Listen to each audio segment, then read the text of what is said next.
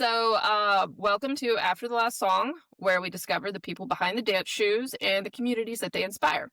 Today's guest is Terry Roseborough, a champion in both UCWDC Country and WSDC West Coast Swing. As a competitor, instructor, and organizer, Terry has spent years not only excelling on the dance floor, but also helping to build and support a dance community in Tulsa, Oklahoma. Terry, thank you so much for joining me. Welcome to After the Last Song. Glad to be here. Thank you for having me, Miss Nye. Oh, you're so sweet. Mhm. So I wanted to kind of start this a little differently than I've done the other ones. I don't know if you've heard any of the other ones I've done. Not yet. Um, I try not to make it exactly the same. I change out what I'm asking and what we're talking about because everybody's unique and they need unique questions. True At that. least True that's the way I that. look at it. Ditto. So let's talk about the two dance worlds. They're completely different. Yes, Don't they are. die. Hmm? Don't die. Yeah. It's kind of stalling every now and then. Are you saying that part? No, I am not. Let's Actually, just stay in mind. it records to the cloud. So, if there's a buffer, so you might see something slow down, but it won't on the final resolution. Oh, I was okay. surprised about that. I watched that happen to Gary because he had a lot. It's apparently fell out a couple times, but it really didn't when I looked at the final cut. Really? Yeah. Maybe that's So I just don't. on his end. Yeah. Yeah. I Okay, think so. cool. Because in your pain, you're I'm kind of like sorry. that. I'm like, there's a dance move that calls it's called the glitch, where it's you know, kind of has that effect. I'm pretty Cool. sure stop and lock isn't that good. Hey, girl, go for what you know, baby. So, having lived in both country and West Coast swing worlds, what has each community taught you? Wow, what have they taught me? Well, they both taught me about community. I felt more family-like in the West Coast swing community. Not that the country and Western world didn't, but I felt more family-like in the West Coast swing world. This was early on in the 80s, and it's still kind of family-like, but it's not the same. The family-like when I started was you felt like family. To give you an example, there wasn't that many black people in West Coast swing when I started. In fact, there was only a handful, period, uh, and it was less black females than there were black males. More at the forefront. I'm not sure about the clubs because, I didn't live everywhere, but in the scene, like in the circuit, there was only a handful of us. And me entering as a black person, not just a black male, I kind of had this, what is it going to be like? There's a lot of different, not very many black people. So it kind of feels uncomfortable during that time, but it wasn't the case. They made me feel like family, and it was like a second family that I had. So that was awesome. So it was more that way that I felt in the West Coast swing world than the country world. But that's not to say that the country world didn't have the family life. So I felt that. I'm just saying that it was more like that in the West Coast swing world. That's fair. That's fair. Yep. As far as what they taught Has me, that as well. Go ahead. I'm sorry, I didn't mean to cut you off. Every word you say is valuable. Girl, you're too sweet to me. That's why we friends. That's right. Long That's time why we friends. friends. Yeah, Many, many that's a years. very good question. A lot of years. I'm not gonna age myself though, Jennifer. I'm not gonna age myself. I'm still in my 20s, Y 30s. We'll Hey, stay there girl. for a while. This is the new 39, although I'm 59. There we Whatever. go. Oh, yeah, 39. 39 was a good year. I don't even remember it. Oh, See, what what has it strengths taught me? does each community have that the other could learn from without being too judgy? But but I've been too judgy. Well. It's been a while since I've been in the country circuit, but I would say in the competition area, in the country circuit back then, it felt more like the seriousness about the dance was more there than it was in the West Coast swing world. But with the point system, not to knock the points, I was around before the points was even started, so I know why they started. And I didn't see the whole stigma that it had come about with people being so serious about the points. So it wasn't the system that created it, it was how the people treated it. Does that make sense? It does. In the West Coast swing world. And I didn't see that so much in the country western world. They were more serious about their dance. And within the country circuit, you had like multi dances, meaning it wasn't just one dance like West Coast swing. You had your ballroom dances plus your country dances. So you got a lot out of that, and you got to learn different styles and a little bit different techniques, which is awesome. But the way they handled the competition side was actually cooler than it was in the West Coast swing world. I'm sorry, not back then, but comparing it to now. Does that make sense? Yeah, it's a totally different animal. I agree with you. Like, haven't done that myself. That's right. I want to see videos. Oh no. Yes. Maybe Yes. next. So I actually just spent time with one of the ladies I used to travel with on the country and the West Coast swing circuit. I spent some time with her last weekend and the weekend before, and she was like, "Okay, I'm gonna start doing country again. When are you doing country again?" And I'm like, "Oh, I guess I best go find out if those dresses fit." That's just an Next thing is excuse to go finding get some somebody to different dance with ones. me. Say again? Oh, that ain't gonna be hard. Oh. You're so sweet. I So, try. huh? I try. Yeah, you succeed. Hmm? You succeed. Hey, girl. We already did that one. What has surprised you most about watching both communities evolve over the years? Not so much in comparison, but addressing each of them on their own. Uh, the surprise I got with the country circuit was how they evolved into having their non-country dances look like ballroom dances. Example, like your Latin and your waltz. Whenever I quit, I think I quit in the mid-90s. I just didn't want to handle both worlds of politics. Having both worlds of politics was just like, oh, this is nerve-wracking. So I quit the country, but that wasn't the only reason why I quit.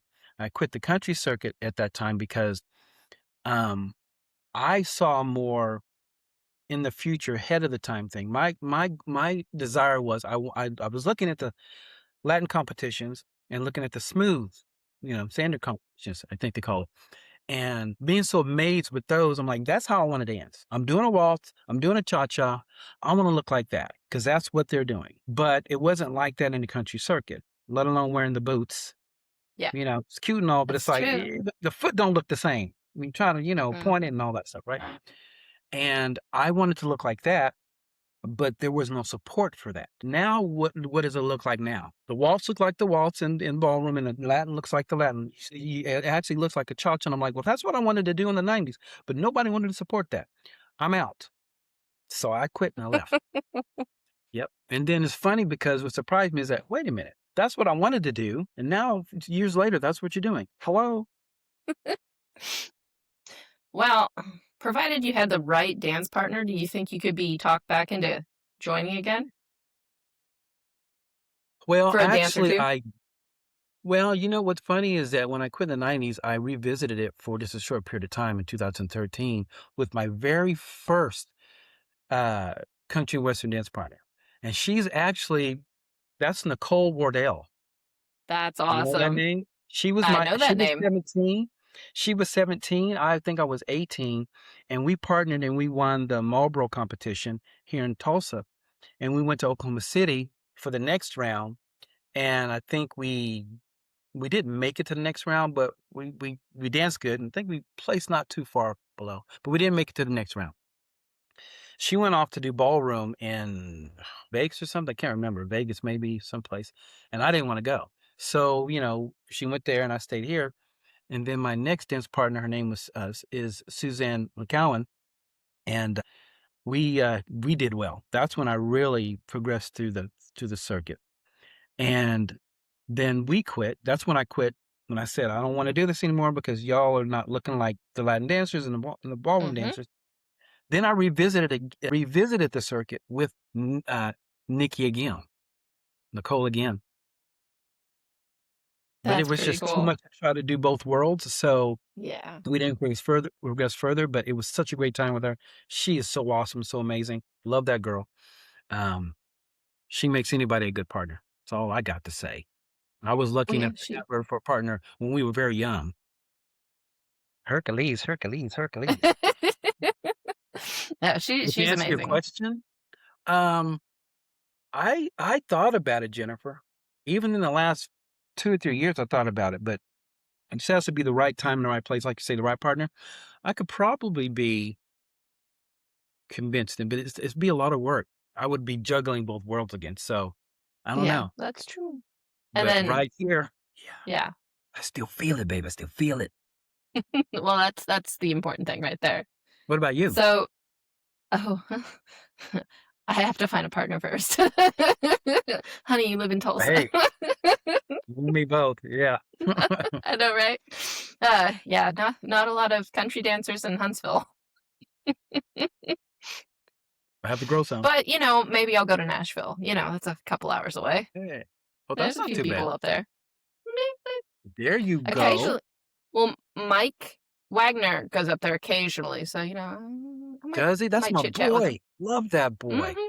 He was up there for a minute, because, Satu is up there.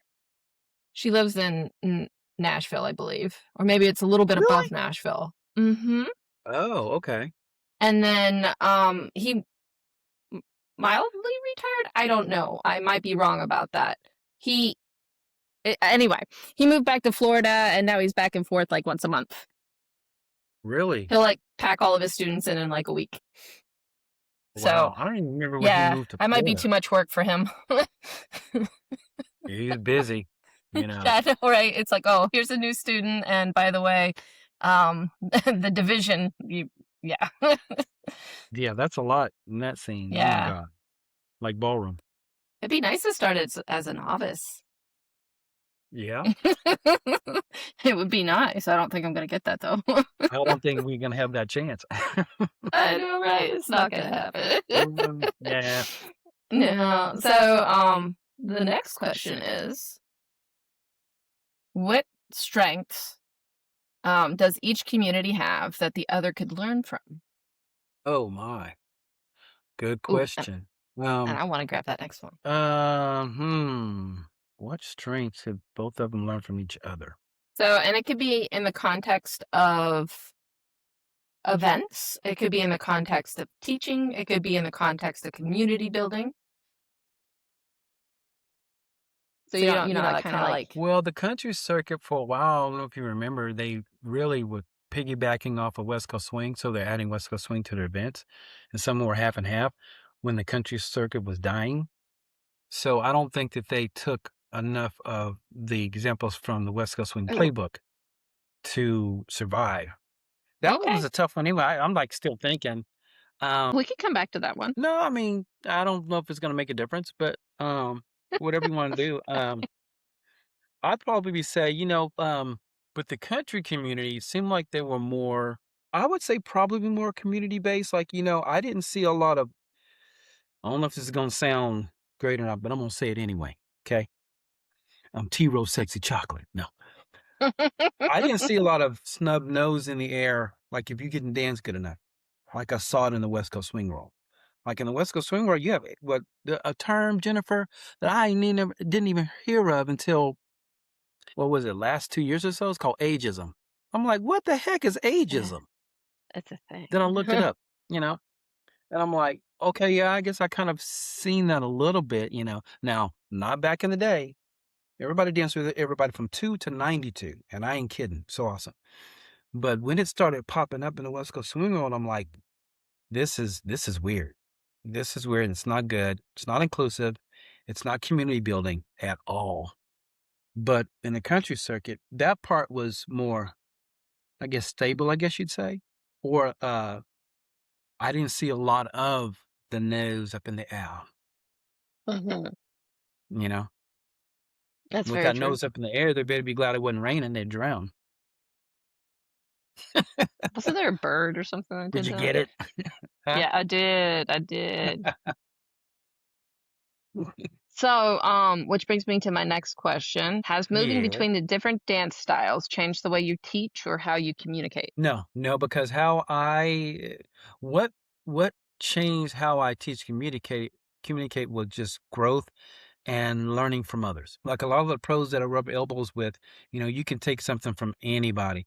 And there's a lot of good, in my opinion, there's a lot of good teachers out there. There's a lot that I prefer, but there's something you can learn from pretty much anybody. And the ones I learned from, I still keep those with me. Like I learned a lot from, of course, the best, Mario Robal Jr.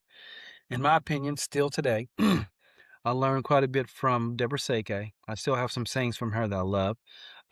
Brandy Guild, at that time it was Tobias. Love her to death. Um, Blake Hobby, I forget what her married name is, but when I met her, back in the 90s, it was Hobby, Blake Hobby. She used to dance with Bill Cameron, who owns Summer Hummer. And I learned something from her too. So cool.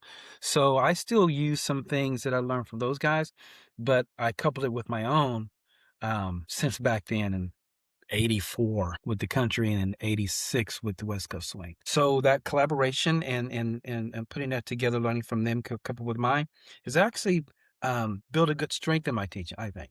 And still I'm learning, because you don't just learn from dance teachers, you learn from other kinds of coaches too, which is awesome. You know what I mean? Sometimes it's a school of hard Like sports knocks. coaches and Hmm. um life coach, huh? Sometimes it's the school Life of hard coaches. knocks.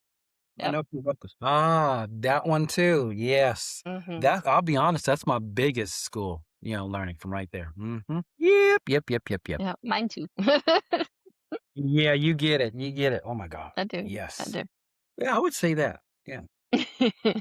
What has surprised you the most about watching both communities evolve over the years? Did we already kind of talk about that? We can move Mm-hmm. on. Mm-hmm. So, building a local scene. That's been kind of your pet project for a little while. Just a little while. I'm sorry, say that again. I was drinking some water. You're good. Building a local scene has been one of your pet projects for a little while, like a while. Tulsa has developed a strong dance community. What do you think has made that possible? I mean, obviously you Well, and the yeah, other well, dance. I'm not the only Yeah, one. I was a I big know. part of it, but Jeannie the Guider here, she's been a big, big influence and part of the growth. But before both of us, it was the swing dance clubs because basically we joined that whenever the Thrive was hype and a lot better than it is today because the swing dance nonprofit clubs is where it all started, and that's where it had its strength and community and family and supportiveness and inclusiveness and trust, good stuff. And those died out, but we carried it a little bit, not the clubs itself, but in supporting the community and teaching classes, stuff like that, and growing dancers. Yeah, that's still kind of ongoing, but COVID put a big, big, massive, gave it a black eye. You know what I mean? Yes. Yeah. So it's still in a slow growing process. We have some other dancers that we've grown that are doing their share portion, like they teach some classes and stuff like that, which is helping. So yeah, that's where we're at. Trying to make Pretty it awesome. stronger. Stronger. Wonga Is that is kind of Italian? like I don't my know. wage. Yeah. Oh, yeah. No, more like New York. New York. New York. Yeah, yeah, something like that. So, when you're planning like a workshop or a class, what experience do you hope people leave with? For me, I hope people leave with they've had a great experience. Not only did they learn, but they had a freaking lot of fun. That's my MO. That's my I don't I've told people in my workshops so many times it's like, if you're not here to have fun, get out. I'm joking, of course, but it's like my whole point is we're gonna have some fun. So be ready to have some fun. But you will learn. Trust me, you gonna learn. So those two things together is my I hope they leave having had that experience. That's my brand, I by the agree way. with you on that. Mhm. Always have fun in your classes. How do Hercules, you Hercules. balance creating a welcoming atmosphere while still encouraging dancers to improve? I found that to be one of the hardest things that I've had to do. It's like, okay, how do I be inviting and make it fun, yet still want them to strive to get better? You know what I mean? It's kind Yes. of that dichotomy of social dancers versus competitive dancers. Like, how do you find that balance? Ooh, girl, that's a tough one. For me, it was always, trial and error, learn as I go, try as I go. But one of the things I told dancers a lot over the years was, to me, there's a fine line between social dancing and competition. And it's like the dancing is still the dancing. Everybody wants to dance good. I think that when people think about competition so much, they think about the judging aspect, which is there, but that you have to be this. It's like it makes you like this great dancer. But I know dancers that don't compete that are great dancers and even better than some competitors. So to me, there's that fine line. um, it's the mindset. Yes, you're competing, so you want to perform and you have these routines and stuff like that. But when you have your Jack and Jills, that's just social dancing anyway. And I think that whenever you social dance, you want to have the same kind of fun that you have whenever you do your Jack and Jills. It's just going to be slightly different. You're not worried about being judged. I think everybody that goes out for Jack and Jill's worried about getting judged. Well, I mean, there's the knowledge of it, but your mindset is like, don't worry about it. Because if you worry about it, then you're not doing yourself any justice. I've also told students, it's like, it's okay to be nervous. I'll tell you my story. I was already a pro, but I was a newly pro, meaning turned professional there, the West Coast Swing, and I was doing some pro-ams. One year, I was at a event called the Buddy Austin Invitational. It was held in Oklahoma City.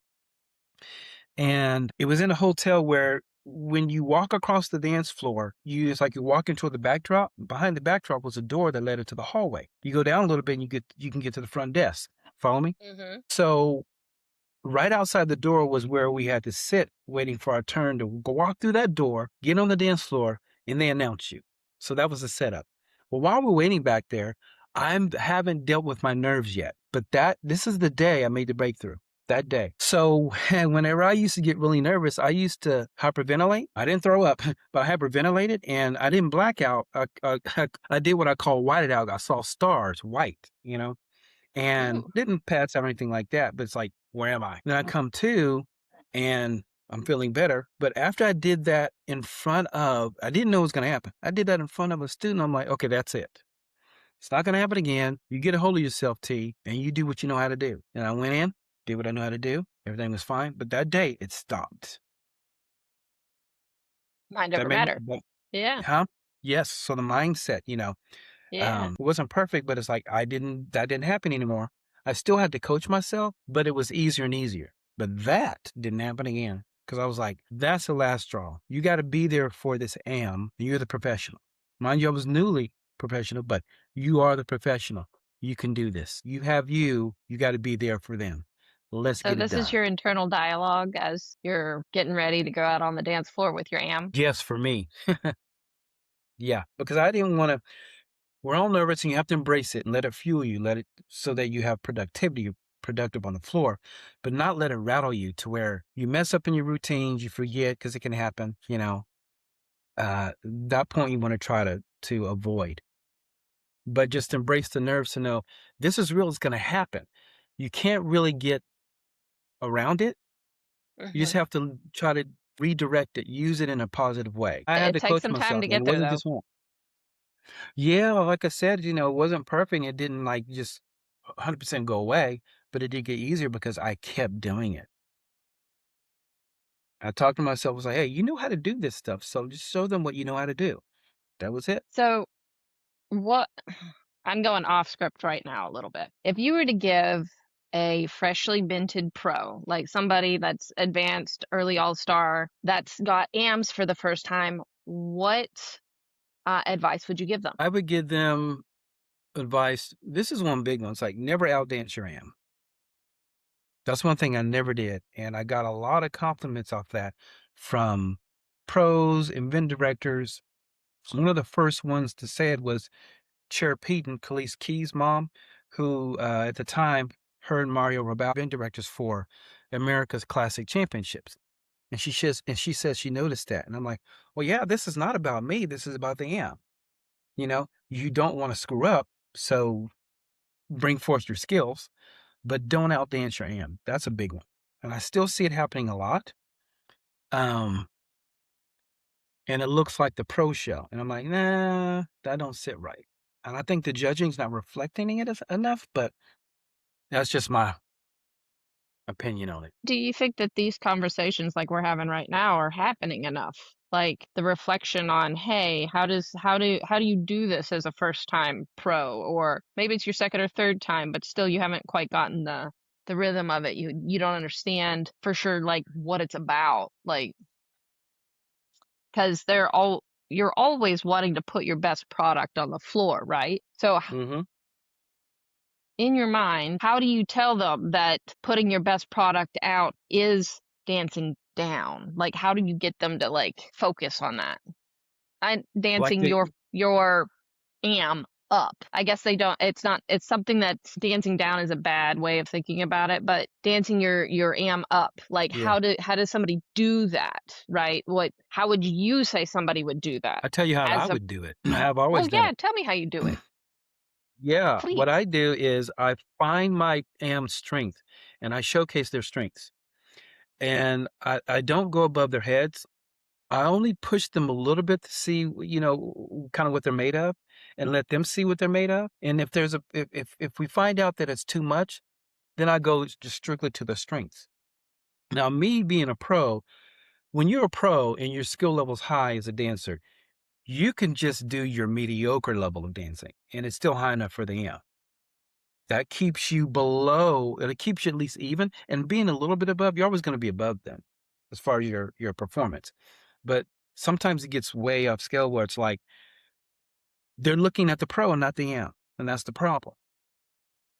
So you wanna showcase your am strength, whatever that is, and then help them build, enhance that strength and even gain some new skills and help them, nurture that, build those. But when it Build comes those. time for competition stuff on the dance floor, I tell my amps, we're doing what you know how to do. Yeah. We're not putting if you don't know how to do, if we haven't worked enough on going for the spins, we're not doing those. We're doing those whenever they're clean and you can do them. Yeah. For an example, because you're being judged. This is a social dance that you're being judged. So it's like you want to put forward, like you said, Jen, your best skills, your best what words you use? Product. Um. Product. Yeah. Product on the floor. And your best product on the floor is what you can pull off really well. You can do cleanly, you can do with confidence. Being as I've That's what got a few AMs too, I'm sitting here going, I'm taking notes while I'm recording this, obviously. This right? is for posterity. Well, my AMs too, it's like I'm not a drill sergeant for my AMs, but I'm also not passive at all. They know the difference. And, I tell them, look, it's like if you don't do the solo work, you got to go home and you got to do it. You want to look like these dancers that you look up to. The only way you're going to do it is like do what they did or spend some time, a lot of from what you get advice you get from other people. But the main bottom line thing is do solo work, not just the privates, not just the group classes or whatever, but it's like go work homework. There it is. Do Yeah. some homework. And if for some reason the pro forgets to give you homework, then look at your notes and then you make your own homework. Feel so validated. Because you do that? I do. Like I make all my AMs learn their routines so they could dance them by themselves. Absolutely. Right? So regardless of whether I'm there or not, I'd be like, okay, it's this time o'clock or whatever. I'm going to touch base. You guys practicing? What you doing now? How's it Right. going? What's busting? There you go. It's like we all are busy in life. Oh my God, it's like all of us. But it's like, if we want to aspire to something, we want to reach a level, we can't just magically blink ourselves there. We got to put in the work. So that means when you want to put in the work, you got to find the time. And my deal is consistency, not everybody's different, but I'm more of the if I can do it several times a week, so there's repetition rather than Hmm. picking 1 or 2 days and doing it for 8 hours. Because you might not be able to take that 8 hour block out and do it. So I'm Right. like, just just do more consistency. Now, like I said, everybody's different, but that's what I believe in. And if you can give more time, then you give a little bit more time. But that consistency for repetition is what's important. On your and then when we come together, you will have rehearsed. So now when we get together, we work on how to work out the kinks and stuff, find out what your position is, what are your feet looking like, et cetera, et cetera. But you take your booty home and you go do your homework. Mm-hmm. Mm-hmm. Oh, I got told I was mean. Oh, they're just sensitive. They're just Yeah, sensitive. that too. Poor things. I've gotta learn how to give better praise. I'm too German. Well, you know what? That reminds me of something that I don't know if I heard it from somebody, but I always just felt it deep inside. With critique, I always give, like you say, praise. So tell them what they did good and what they did bad. I'm always doing that every session. I was like, okay, so this is what you did good. I'm liking this. I was real impressed with that. This is what needs to be cleaned up. Then we can get that was lacking on that level of where you got the praise. That always works out well, but I couple it with both No, because that's great. Like, we're I'm sensitive creatures. Oh, absolutely, we all are, like, me included in that. I'm a work in progress, I hope all my students know that. I try. Yeah, Try. but they love It's from a you loving place. right They off. do sometimes.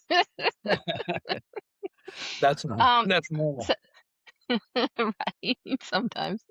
Um, what's something that organizers often overlook when trying to grow a community that you feel would benefit? Mm. There's something that I don't, well, I guess I probably would overlook it, but when I go to different dances, I think what I don't see enough of is, like, for instance, go to a dance event and, there'll be a mixer of some sort where it's like, what do you call it? Where it's like, you get the pros out there that you're introducing, and then they have to go out and get somebody, and then those people have to Snowball? go get snowball. That's what it is. Yeah. Mhm. Things of that nature should happen because, people that are shy, it gets them off the floor. They're being asked. I think that's awesome. I think that should happen a lot. It doesn't have to take all day, but it should Right. be something that should be consistent because you don't know what day some new person is going to come and be shy and then they don't get asked to dance or they feel withdrawn or whatever and they don't come back. That's an inclusive thing that I think should happen a lot. Things that will get people to interact and then not feel so shy or embarrassed. And I also think what should happen enough too is I don't know how it's gonna happen, but eliminate the snobbiness somehow. The looking's like, um, I think the snowball will help with that, but it's like, you can't snowball all night. Well, I But know something that we've certain been struggling with for years are the cliques. Like people will come out to one of the dances, they just kind of hang out with their friends, which I have no yeah. problem with people having friends. I think it's great that they got friends. But what it does, it kind of isolates people coming for the first time. So it's kind of hard to get everybody to start mingling unless you make it everybody's mission to get out there and grab a newbie and like make some type of like beginner social or something. Yeah. Like, hey, all you upper level dancers, you're gonna dance with the newbies in the door or something. But I agree Yeah. with you. I think that's a great idea. Like doing something like a snowball. Um, you know Or what even I something miss? like a Push outs. flag. What's it? I miss push outs. Everybody Okay, gets I in a don't know. circle and pushes out into the center of the circle and jams, and then next person Well, pushes out we just call them jam sessions, yeah. I don't know or about the jams. push out, I Yeah. think we just made a circle, yeah. God, I remember those. That's whenever the music was fast. Oh, boy. Yeah. Yeah, really fast. I'm like, "Whoo, let's slow it down." Yeah, those are fun too. Those, though, I'm not sure what a push out is 'cause I've never seen it, It's a jam so you push session. it, but it would end up like a big circle, like what we call our gym sessions, but what happens in the push out again? Everybody crowds in a big circle, and then how Yeah, does it everybody crowds in a big circle, and then one couple ends up in the middle, and then somebody will either steal or the next couple will push out. Oh, okay, I don't know what that is. I've never seen that then. That's interesting. I'd like to Yeah, see we what used to that do looks that in like. Lindy Hop quite a bit. Really? I'm like, how come I haven't seen it before? We did it I've been to West so many Coast quite a events. bit too, Oh, but they were jam-ish, but yeah. haven't done them in a while. I haven't seen them in, I don't Is that something that you can find on YouTube, like to see an Mhm, example? mhm, Really? I'm gonna have absolutely. to look that up. I wanna Yeah, see what that looks like. Out of I'm pretty all sure the they're called freaking push-outs. push-outs, I'm pretty sure it's Lindy called Swing push-outs. push-outs. Yeah, Okay. yeah. Or Hmm. jam circle push-outs, like, I'm sure If you use both those words, it'll pop up for sure. I really would like to see that. I'm gonna see how different it is from just the jam sessions that we used to do. Bet you similar. Okay, cool. Push out to jam circle push out. Awesome. So, Yeah. kinda going into competition a little bit. What Mhm. does competition teach that social dancing can't, if anything? What does competition teach that social dancing can't? Yeah, you hit me with these good questions here, girl. I've never had to think about that really. I know, like, when I'm teaching competitors, we're focusing on, like, precision, right? We're getting reps, so it's the same every time, right? I Like, see what you're I saying. I know for me anyway. When I'm teaching social dancers, I feel like they're there for having fun. They wanna be introduced to Yeah, some yeah, concepts, but that's my take on it, that's you true. know? How do you Okay, feel I about it? see where you're going with this. I was a different. I was thinking something different. I Oh, would okay, have to we agree can go with your that. route. You know, That's okay. well, no way of thinking. That's why I didn't have anything. So now that you said your piece there, adding to it, well, first I have to say I agree. Um, but when you're competing, it teaches you how to perfect skills, actions, and things like that. You know, you want to make sure that you don't trip over your own feet. So you'll practice that footwork. So you'll Mhm. repeat it. Social dancing, it doesn't really lend itself to really have to do that.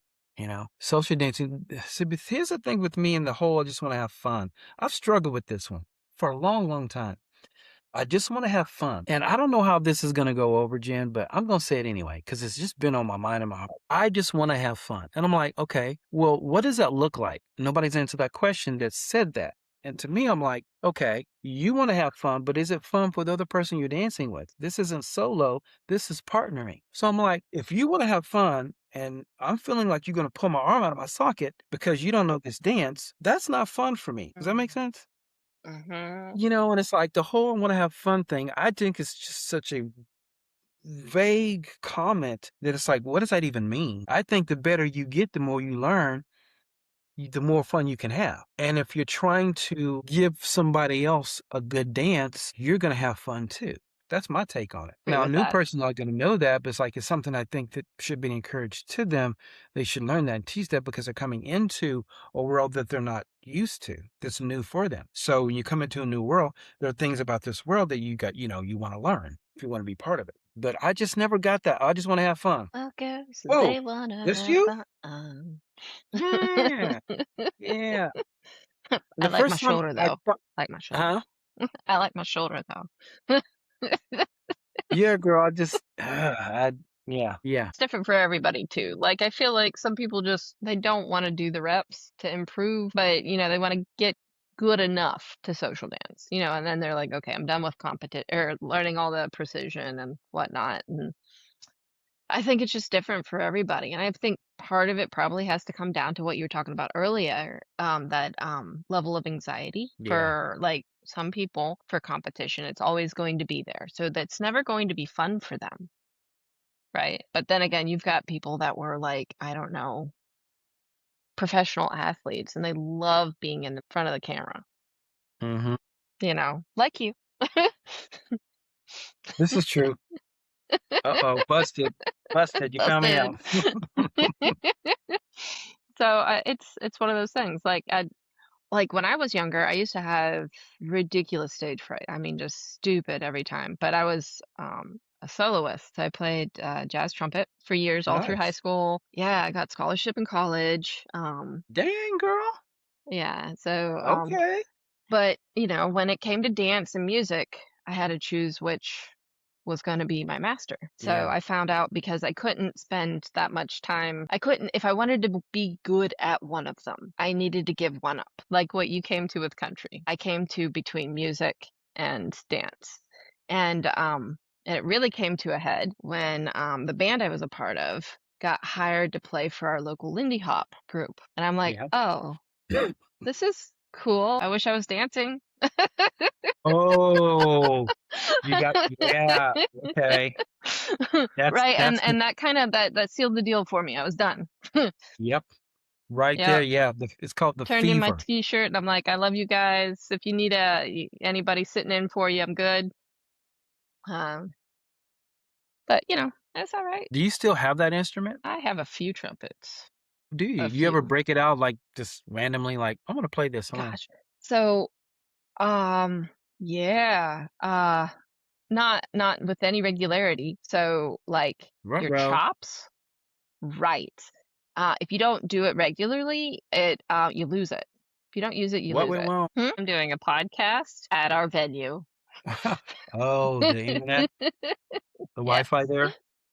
Yeah, but, that'll learn me. I was trying to look for something that I I came across that spoke the words that I believe in, but more eloquently. And it goes, solo practice builds individual muscle memory. Partner practice builds connection, timing, and teamwork. Focused rehearsals turn those two things into a polished performance, so that each come prepared and become productive. I like that. I like that too. That's a cleaner, short versions of how, because this was something I was giving to my students, and they're preparing for the routine. And I thought that It's the was, same thing with music too. yeah, Solo practice, yeah. you have drills. Absolutely. Yeah. Arpeggios, like all kinds of little drills that you have to work on for articulation, working on your strengthening your muscles. And then you need to learn the music, and then you need to learn it with your group and practice it with your group. And then you need to focus on different sections. Like it's similar. At least at Absolutely. the no, actually I think at any level it's taught from the base when you start learning how to play an instrument. Yeah. You start to learn those tools. I don't feel like we learned that quite as well in dance when I was younger with ballet, and it was like ballet is the technique. Hmm. Go. That's it. Okay. Contemporary. Have fun. That's a Right? good one. Just Go. go do it. Oh my gosh. Do it. That's funny. Express yourself. And good luck. And good luck. But in teaching your students, like the ones that have routines, how did you help them stay focused? Did you have that saying that you just kind of preach it to them and you're like, okay, work on your individual stuff, right? Do your drills, then Definitely. drill your dance, like your routine, and then come together. Like, did you have that moment that you talked to them about it, or how do you coach it? How do you coach somebody like that? Actually, I did. In the very beginning, I kind of touched on a little bit, because their enthusiasm was there before I started choreographing the routine. I talked about those things kind of lightly, but we're discussing, like, what they wanted from it and how many events they were trying to go to, stuff like that. But I found that as we went through in the months, that I had to circle back and reiterate, but go deeper, say more, like really, really hammer it down. And, it comes with the territory, but that's the part of being a coach, right? What I do with any of my students, whether they're doing a routine or just, trying to do Jack and Jills or whatever, I say, we're going to have some check-ins. I need you to report to me and tell me what's going on. Now, I'm not saying you have to, you message me every day. Please don't do that. But it's like, let's have a check-in so that I can see what your progress is and what you need help with. Because I want to make sure that you're practicing right, so we don't have to undo something because of how you practiced. So they have to send me a video. It's like, set the camera up, whatever, you make it happen, but film yourself, Set and I want to see accountability. what's going on. I Therefore, when love we that get together, I accountability. already know what's Right. going on. I'm like, okay, so this is what you were doing when you were practicing. That's not what we choreographed. This is why it's happening, you know, yada, yada. But it I makes get you. them more responsible and helps them stay somewhat focused, because they know that they have to, some do it last minute. Hey, we're human. I get it. But they have to get it to me before they get to that lesson. Because if they don't, then I'm Okay. like, okay, I understand it happens, but let me tell you something. You're wasting time, my time and yours, when you don't make that happen. Because now we can't move forward. We got to address this. Well, if I skip it, you're going to be lacking. I'm not going to do that. So that's your responsibility. You have to do that. You know, I deliver things cool. I'm not mean. Like I said, I'm not a drill sergeant, but I know when You're to be not. serious because I'm like, hey, Yeah. how are you going to get there if you keep Yeah. doing it this way? It's just real. I'm just talking real, baby. You know, you got to give them the lips. Yeah, freeze again. So sorry. You froze again when your lips were like, just when I was saying, yeah, you got to give them the lips. And stink eye. Oh no. You done? What happened? Uh yeah, the internet just okay. What had happened was, There. I'm swapping over to my hotspot. I give up on yeah, this. I have to do that sometimes. On my screen, I'm seeing this pin icon, like you want to pin something to, the message or whatever. Can I just drag that out of the way or Think so. like right in front of my face? Mm. I don't know. Okay. I don't see it. Oh, whenever I put my cursor in front of yours, it pops up, but it's just staying there for mine. I didn't know if that was something I could move. I can't move it.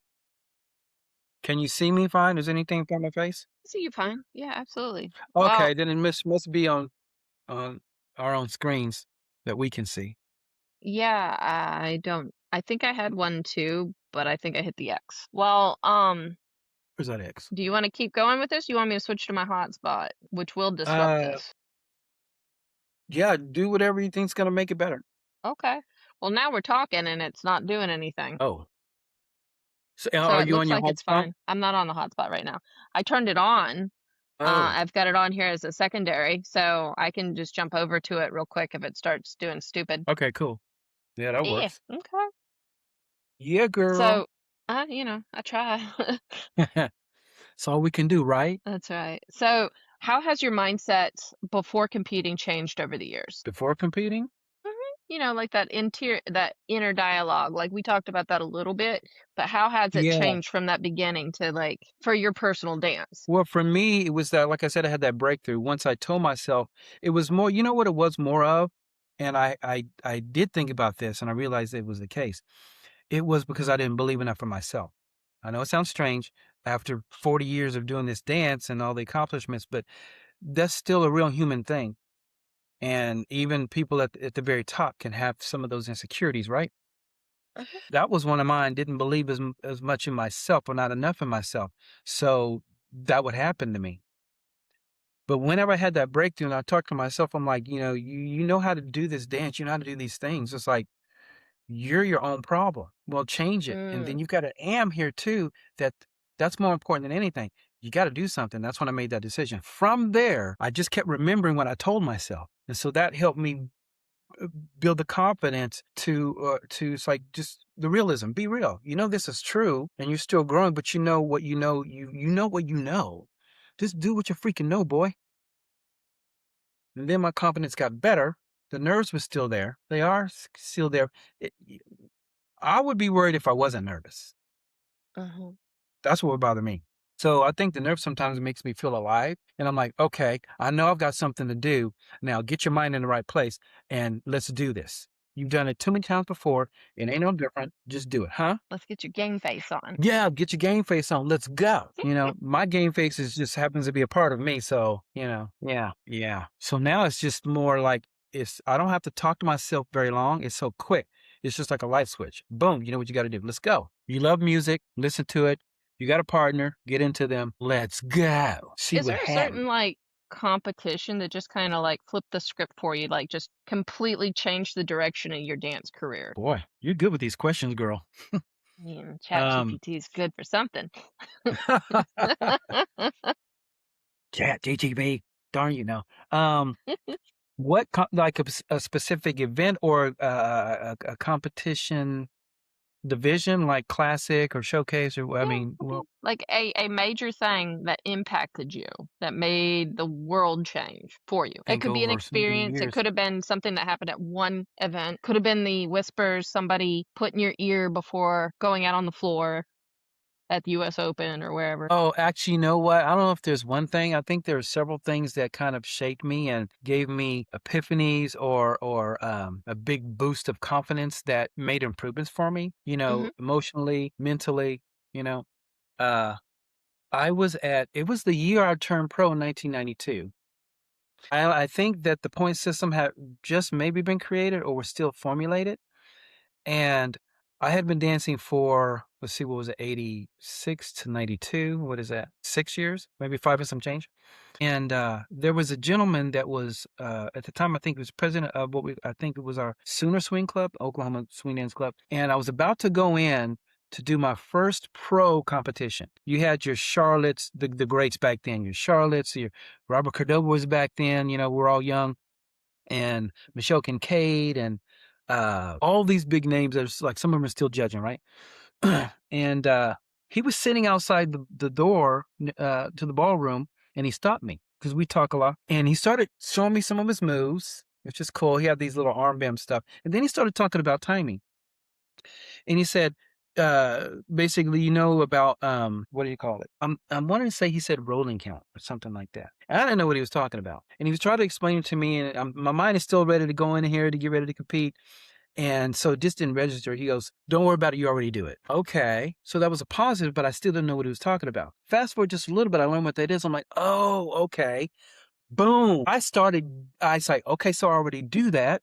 It's something I already focus on. That's going to be something that's going to be a big part of me. And that's how timing for me became a big thing, like my big focus. So diving into footwork a lot and starting to think about timing more in depth with music, the beat structure, the structure between the percussion and the bass that drives the music, the inflection of the lyrics and the timing of that, all this stuff before anybody was really thinking of it. It was because of him that he catapulted that. He sparked that change in me. I'd already been kind of thinking about it, but I didn't know what to do with it and didn't know where to go with it because West Coast swing for me was still, I hadn't fully embodied it, got the full grasp of it like I do now.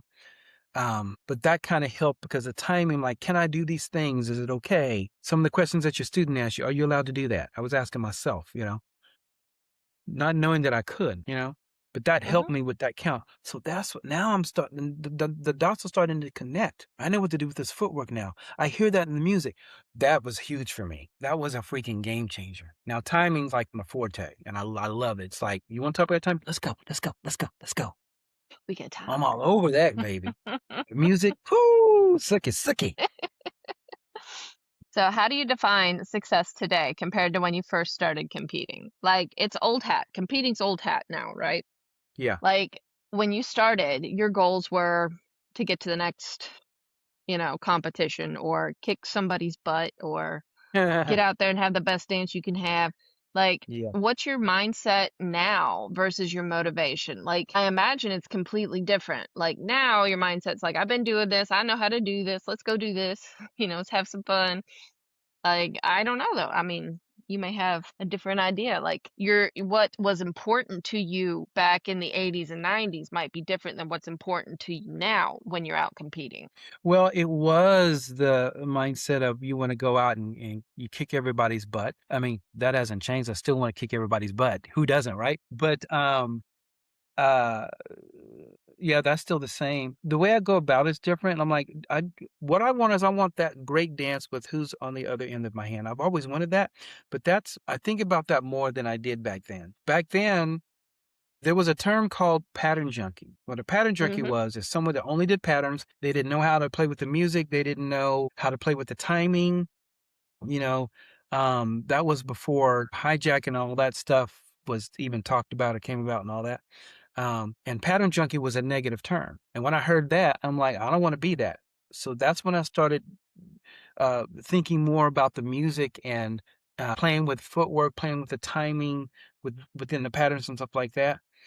That kind of lend itself to trying to be a better dancer rather than trying to just go out to win. And coupled with, I want to give my partner the best dance that I can. I want to deliver that to whoever that is on the other end of my hand. Hello, is it just me again?